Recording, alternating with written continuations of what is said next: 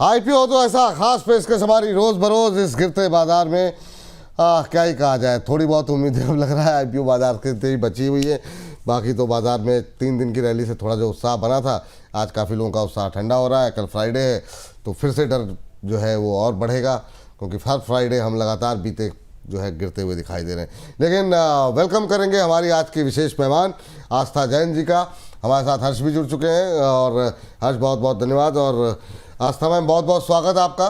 लंबे समय बाद आपसे मुलाकात हो रही है, 2 हफ्ते बाद करीब, हाँ, तो बहुत बहुत स्वागत। तो हर्ष से शुरुआत करना चाहेंगे। हर्ष, आईपीओ बाजार में क्या हलचल देखने को मिल रही है? जी, अब आने वाला जो हफ्ता है काफ़ी हलचल वाला देखने को मिल सकता है। यहाँ पे सेंट्रल माइन प्लानिंग की सबसे पहले बात कर लेते हैं। और आप ये देखिए यहाँ पर इस आईपीओ के बारे में, तो देखिए तारीख फ्राइडे यानी कि कल से खुल रहा है ये मार्च 20 तारीख से। क्लोज जो है मार्च 24 तारीख को होता है। देखिएगा अलॉटमेंट की डेट की बात करें तो 25 मार्च है और लिस्टिंग की डेट 30 तारीख के आसपास है।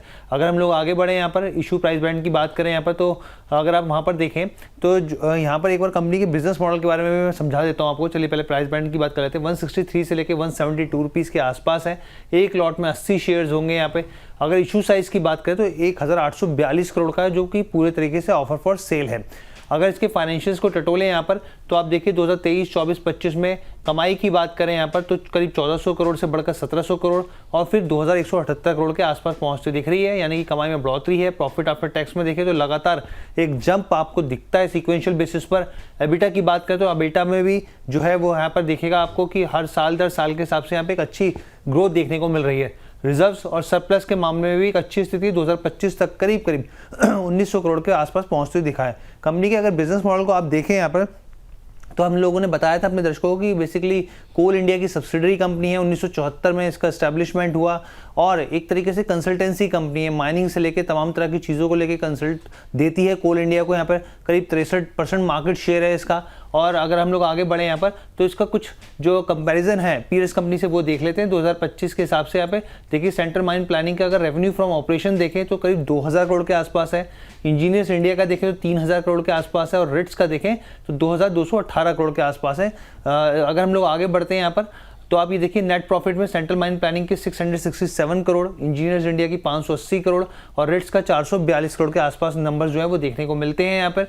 फिर अगर एबिटा मार्जिन देखें तो 40% का जंप 40% है यहाँ पर FY25 में सेंट्रल माइन प्लानिंग में। इंजीनियर्स इंडिया का 16%, 16.5%, रिस्क का 23.5% का नंबर यहाँ पर देखने को मिलता है। और अगर पी वैल्यूएशन के हिसाब से देखें तो 18.4x पे ट्रेड कर रहा है। इंजीनियर्स इंडिया भी लगभग इसी के आसपास है, जबकि रिट्स जो है वो 21.8% पे कर रहा है। ग्रे मार्केट प्रीमियम की अगर हम लोग बात करें यहाँ पर, तो आप ये देखिए कहाँ ये डबल था और वहाँ से घटते घटते आधा हुआ, फिर उसका भी ये आधा हो गया। अब 3 रुपये के आसपास आ गया। 1.74%, 175 के भाव पे लिस्टिंग की संभावना। चलिए, ये जो है सेंट्रल माइन प्लानिंग को लेकर के मैम ग्रे मार्केट प्रीमियम काफ़ी घटता हुआ, आपका व्यू क्या है अभी इसकी वैल्यूएशन को लेकर के, फंडामेंटल्स को लेकर के और प्राइस बैंड को लेकर के? आप कैसे देख रही हैं इस आईपीओ को? जी बिल्कुल। सबसे पहले विपुल जी, आपको, हर्ष और आपकी पूरे टीम को और सभी दर्शकों को गुड़ी पाड़वा की और नववर्ष की हार्दिक शुभकामनाएं। और यही कामना है कि ये नववर्ष सबके लिए बहुत शांतिपूर्ण नववर्ष रहे और सबकी हेल्थ बहुत अच्छी रहे और वेल्थ दुगनी होती रहे। अब अगर हम बात करें इस आईपीओ की, तो देखिए मुझे ये आईपीओ काफी पसंद आया। पसंद आने के पीछे की वजह, जिस तरह से हम जानते हैं कि एक तो गवर्नमेंट की ये कंपनी है, होली ओन्ड सब्सिडरी क्योंकि कोल इंडिया की है, और जिस तरह से हम देख रहे हैं इसकी फाइनेंशियल परफॉर्मेंस, मेरे को इसकी फाइनेंशियल परफॉर्मेंस बेहद बेहद शानदार लगी। क्योंकि आप इनके अगर मार्जिन वगैरह भी देखेंगे, ऑल्दो डायरेक्ट इसमें अगर हम एकदम एप्पल टू एप्पल कंपेरेबल अगर इसके लिए ढूंढने जाएंगे तो वो शायद नहीं मिले, लेकिन जो भी आरएचपी में कंपैरिजन के लिए राइट्स और इंजीनियर्स इंडिया को यहाँ पे मेंशन किया गया है, उन सबसे ज्यादा अच्छे मार्जिन ये कमांड कर रहे हैं, चाहे से आप ऑपरेटिंग प्रॉफिट की बात करें या नेट प्रॉफिट मार्जिन की बात करें। दूसरी तरफ वैल्यूएशन की बात करें तो वैल्यूएशन भी यहाँ पे ठीक ठाक लगता है। कुछ बहुत ज्यादा एक्सपेंसिव वैल्यूएशन पे नहीं लाया, क्योंकि 17 से 18 के प्राइस टू अर्निंग मल्टीपल पे ये ओएफएस आ रहा है, जो कि मुझे ठीक ठाक लगता है। एक ही इसमें हम बोल सकते हैं कि थोड़ा सा डैम्पनर रह सकता है कि ये 100% ओएफएस है, तो वो एक बात हो सकती है, लेकिन ओवरऑल कंपनी फंडामेंटली काफी स्ट्रांग है और मेरे हिसाब से सब्सक्राइब करना चाहिए। मार्केट का मूड माहौल अभी इस तरह का बना हुआ है कि बहुत बड़े लिस्टिंग गेन होने की उम्मीद ना करें, हो भी सकते हैं, लेकिन सब कुछ डिपेंड करेगा मार्केट के मूड माहौल पे। तो छोटे मोटे गेन तो फिर भी होने चाहिए, लेकिन अगर ना भी हुए और ये किसी वजह से पोर्टफोलियो में भी रह गया, तो भी ये स्टॉक रिटर्न देके जाएगा या ये आईपीओ रिटर्न देके जाएगा। तो मेरी सलाह यहाँ पे यही है कि आप इसमें लगाइए। लिस्टिंग गेन होने की उम्मीद तो है, डिपेंड करेगा मार्केट कंडीशन पे, लेकिन लॉन्ग टर्म के लिए भी एक बढ़िया निवेश साबित हो सकता है। तो दोनों ही व्यूअर्स तरह का जो व्यू रखते हैं, उन व्यूअर्स के लिए ये एडवाइस है कि इसमें बिल्कुल सब्सक्राइब करें। चलिए, तो जो लोग लिस्टिंग इनके लिए अप्लाई करना चाहते हैं उनके लिए भी सलाह है, और जो लोग निवेशक हैं उनके लिए भी सलाह है कि आप लोग अप्लाई कर सकते हैं। अच्छा मैम, अगर मान लीजिए कि जैसी बाज़ार के हालात हैं, अगर 2-4-5% प्रीमियम पे लिस्ट होता है, तो क्या जो लोग ने अप्लाई नहीं किया या जिन लोगों को नहीं मिला, क्या वो लोग सेकेंडरी मार्केट से भी ले सकते हैं इसको? हाँ जी, मुझे लगता है लिया जा सकता है। अगर आपने जो प्रीमियम का परसेंटेज बोला है उतना ही हो, तो उसमें कोई नुकसान नहीं लगता है। और मैं एक चीज और बोलना चाहूंगी, क्योंकि मार्केट अभी बहुत ज्यादा खराब है, तो उस हिसाब से लिस्टिंग गेन पूरा मार्केट मूड पे डिपेंड करेगा। लेकिन ये बात जरूर है कि किसी भी वजह से अगर ये रह भी गया पोर्टफोलियो में, सपोज करिए बहुत सॉलिड लिस्टिंग गेन जनरेट नहीं हुए या कुछ खास नहीं मिला, तो भी मुझे नहीं लगता कि इसमें कुछ चिंता की बात है। अगर ये रह भी गया हाथ में, तो भी ये देर सवेर रिटर्न देके जाएगा। तो यहाँ पे हम अभी पूरा फंडामेंटल्स पे फोकस कर रहे हैं, क्योंकि जिस तरह की मार्केट की सिचुएशन है, थोड़ा सा अगर आगे जाते हुए मूड ज्यादा खराब हुआ, तो लिस्टिंग गेन पे बहुत ज्यादा जोर नहीं है। तो इस बात का जरूर ध्यान रखें। लेकिन मैं फिर रिपीट कर रही हूँ, किसी वजह से अगर रह भी गया, तो भी ये रिटर्न दे देगा। तो इसमें लगाने की सलाह बिल्कुल है। लिस्टिंग गेन हो जाएगा तो बहुत ही अच्छी बात है, वो तो हम मान ही रहे, लेकिन एक कैवेट के साथ कि बाय चांस अगर फ्लैट या छोटा मोटा गेन भी होता है और पोर्टफोलियो में भी आप रखते हैं, तो भी ये आपको रिटर्न देके जाएगा, क्योंकि बहुत बढ़िया फाइनेंशियल परफॉर्मेंस मुझे इस कंपनी की लगी। जी, चलिए, तो जी ये बात यहाँ पर निकल के आई है कि दोनों आईपीओ में अप्लाई कर सकते हैं। अगले आईपीओ पे चलते हैं। जी हर्ष। जी, अमीर चंद जगदीश कुमार एक्सपोर्टर्स के नाम से ये आईपीओ आने जा रहा है यहाँ पर। तो सबसे पहले मैं आपको इसके बिजनेस मॉडल के बारे में बताया। तो देखिए, कंपनी जो है 2003 में स्टैब्लिश हुई है, यहाँ पे प्रोसेस करती है और एक्सपोर्ट्स करती है पे बासमती राइस के साथ एफएमसीजी प्रोडक्ट्स। अगर थोड़ा सा आप डीप डाइव करें इनके, तो बासमती राइस की वैल्यू चेन कंपनी करती है, जिसमें आप देखिए प्रोक्योरमेंट होता है, स्टोरेज है, प्रोसेसिंग है, मार्केटिंग और साथ में बिक्री यानी सेल्स भी कंपनी करती है।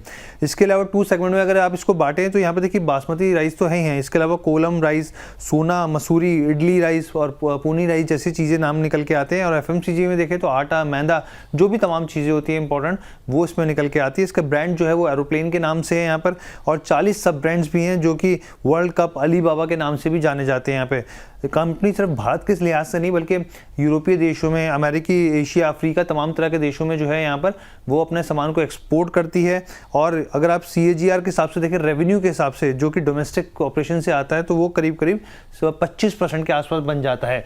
अगर आप देखें 24 तारीख को खुल रहा है, फ्राइडे को 27 तारीख को क्लोज हो रहा है। अलॉटमेंट की बात करें तो 30 मार्च को अलॉट होता दिखेगा। लिस्टिंग डेट 2 अप्रैल की है। अगर हम लोग और आगे बढ़ें अगली डेट की तरफ, तो 201 से लेकर 212 रुपये प्रति शेयर के भाव है। एक लॉट में 70 शेयर होंगे। टोटल इशू साइज 440 करोड़ का है। जो फ्रेश इशू है, इसमें पूरी तरीके से फ्रेश इशू है 440 करोड़ के आसपास का। आगे अगर फाइनेंशियल्स को देखें यहाँ पर, तो आप ये देखिए 2023, 24, 25 में कमाई जो है वो लगातार साल दर साल के हिसाब से आपको बढ़ती दिखेगी। प्रॉफिट आफ्टर टैक्स भी 17 करोड़ से बढ़कर 30 करोड़, फिर 60 करोड़ आया है यहाँ पे। एबिटा को भी देखें तो इसमें भी बढ़ोतरी साल दर साल के हिसाब से देखने को मिल रही है। लेकिन बोरोइंग जो है वो जो है एक लेवल पे बनी हुई है 784 करोड़ के आसपास की। आगे बढ़ते हैं हम लोग, ग्रे मार्केट प्रीमियम देख लेते हैं। करीब 6.5 रुपये इस समय दिखा रहा है, 3% के आसपास, 3% से ऊपर के आसपास, 218 रुपये के भाव पे लिस्टिंग की संभावना। चलिए, ये बात यहाँ पर निकल के आई है। इस पर अंबाला मैम, आपका व्यू क्या है? जी देखिए विपुल जी, जी विपुल जी, देखिए ये जो कंपनी है, जैसा कि हर्ष ने बहुत डिटेल में बताया, तो मैं बहुत ज्यादा बिजनेस मॉडल पे अभी बात नहीं करूंगी, क्योंकि हर्ष ने काफी अच्छे से एक्सप्लेन किया क्या बनाती है। तो ये processor and exporter of basmati rice है। इनफैक्ट एफएमसीजी में भी अब ये धीरे धीरे स्टेप इन कर रहे हैं। लेकिन अगर करंटली हम देखें तो राइस से इनका 99% ऑफ रेवेन्यू आता है। एफएमसीजी से अभी बहुत छोटा पार्ट है जो रेवेन्यू का आता है। एक चीज जो इसकी बेहद शानदार लगी वो इनकी ग्रोथ ग्रोथ है, अगर आप इनके फाइनेंशियल परफॉर्मेंस में ग्रोथ देखें तो वो बहुत स्ट्रांग है एज कम्पेयर टू पेयर्स। लेकिन दूसरी तरफ जब हम वैल्यूएशन देखने जाते हैं तो मुझे वैल्यूएशन के फ्रंट पे ये थोड़ा महंगा लगा। अगर इन्होंने थोड़ी सी वैल्यूएशन और डिसेंट की होती तो डेफिनेटली ये भी एक अच्छा मतलब कैंडिडेट हो सकता था। तो वैल्यूएशंस क्योंकि थोड़े से यहाँ पे हायर साइड पे लगते हैं, ये 28 से 29 के प्राइस टू अर्निंग मल्टीपल पे आ रहे हैं, जो मुझे थोड़ा सा ज्यादा लगता है इनके कंपेटिटर्स के मुकाबले में। इसलिए मेरी सलाह यही रहेगी कि यहाँ पे लिस्टिंग गेन के हिसाब से ना लगाएं, लंबी अवधि के लिए लगाना हो तो लगाइए, नहीं तो इसे रहने दीजिए, कोई दिक्कत नहीं है। बाद में भी अगर लिस्टिंग के मिलता है तो इसमें एक मौके तलाशेंगे, क्योंकि जो फ्यूचर ग्रोथ का ड्राइवर है, जिस तरह से ये एफएमसीजी में ये स्टेप इन कर रहे हैं, वहां से फ्यूचर ग्रोथ एक अच्छी आती हुई नजर आएगी, लेकिन उसे अभी थोड़ा समय लगेगा। तो यहाँ पे सलाह यही है कि अगर लंबी अवधि का नजरिया हो तो लगाइए, नहीं तो रहने दीजिए। ठीक। बताइए हर्ष, एक और आईपीओ है, उसके बारे में भी फटाफट चर्चा कर लेते हैं। तो उसके आंकड़े नहीं हम लोग वैसे ही बता देते हैं। यहाँ पे पावर ई का आईपीओ है ये बेसिकली, और आप यहाँ पे देखें तो पावर सॉल्यूशंस जो है कंपनी प्रोवाइड करती है, यहाँ पे स्पेशलाइज्ड है यहाँ पे डीजल जनरेटर को लेकर। यहाँ पर अगर आप यहाँ पे देखें कॉम्प्रहेंसिव जो रेंज है इनकी यहाँ पे जनरेटर्स कैपेसिटी की, वो 7.5 किलोवाट एम्पेयर से लेके 10,000 किलोवाट एम्पेयर के आसपास की है यहाँ पे। और अगर आप इसके बिजनेस सेगमेंट को तोड़े 3 हिस्सों में, तो यहाँ पे जनरेटर सेट बिजनेस डिवीजन है, विंड पावर बिजनेस डिवीजन है, और साथ में यहाँ पे रेट्रोफिट एमिशन कंट्रोल डिवीजन यहाँ पे देखने को मिलती है। जो इसका प्राइस बैंड है वो 375 से लेकर 395 के भाव है, और करीब यहाँ पे 1100 करोड़ के आसपास का साइज है, जिसमें 700 करोड़ फ्रेश इशू है और 400 करोड़ यहाँ पर जो है वो ओएफएस है। ठीक। अम्बाला मैम, क्या टिप्पणी रहेगी आपकी इस आईपीओ को लेकर के?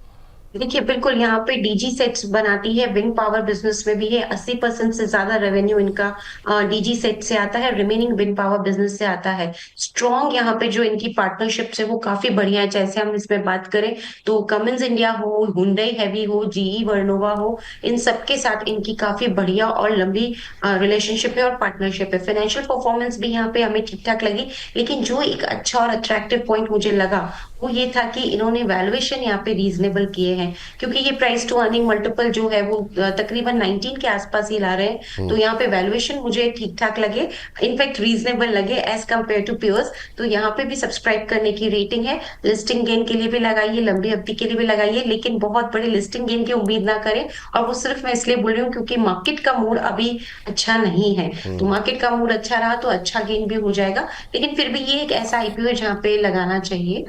तो हमारी ये सलाह सब्सक्राइब करने की सलाह है। तो आस्था मैम, एक तो आपका बहुत बहुत शुक्रिया अपना महत्वपूर्ण समय देने के लिए, और दूसरा आपसे क्षमा प्रार्थी, वो थोड़ी सी जबान 2 बार मेरी फिसल गई। वो कई बार होता है कि इधर मतलब क्योंकि आदत वो बदलती रहती है, और थोड़ा सा व्यस्तता थी, इस वजह से नाम में थोड़ा सा उच्चारण में दिक्कत हो गई, माफी चाहेंगे आपसे। कोई दिक्कत नहीं है विपुल जी, कोई भी दिक्कत नहीं है, हम समझ सकते हैं, हो जाता है, और मुझे कहीं तकलीफ नहीं है। बस यही बोलना चाहूंगी कि मार्केट्स अभी थोड़े से अच्छे मूड में नहीं है, इसलिए जो भी ये रेटिंग्स दी गई हैं इनमें ये जरूर मैं बोलूंगी कि जो बहुत फंडामेंटली स्ट्रॉन्ग है वहां पे ये हमने सब्सक्राइब के लिए बोला है। तो फंडामेंटली स्ट्रॉन्ग काउंटर्स पे आप बिल्कुल सब्सक्राइब करिए, और ईश्वर की कृपा रही तो वाकई में अच्छी लिस्टिंग गेन भी जो हमने 2 काउंटर्स के लिए सब्सक्राइब बोला है वहां पे होते हुए नजर आएंगे। बिल्कुल। और जैसा कि आपने शुरू में शुभकामनाएं दी, इसी उम्मीद के साथ कि नए वर्ष के साथ, नवरात्रि के साथ जो तमाम संकट से हम लोग घिरे हुए हैं वो जल्दी से जल्दी दूर हो, लोगों के पोर्टफोलियो दोबारा हरे होते हुए दिखाई दें। इन्हीं शुभकामनाओं के साथ मैं बहुत बहुत शुक्रिया, बहुत बहुत धन्यवाद। और हर्ष, आपका भी शुक्रिया। और इस सेगमेंट में फिलहाल के लिए इतना ही।